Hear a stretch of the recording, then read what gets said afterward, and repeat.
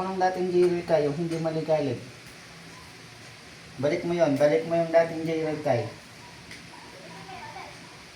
Ayun oo. Tumahimik ka nung nakaharap sa camera.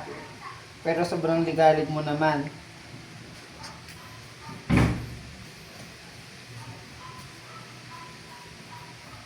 Yan, mami oh. Maligalig tong batang to. Yan, si J-Rel Kai. Ligalig.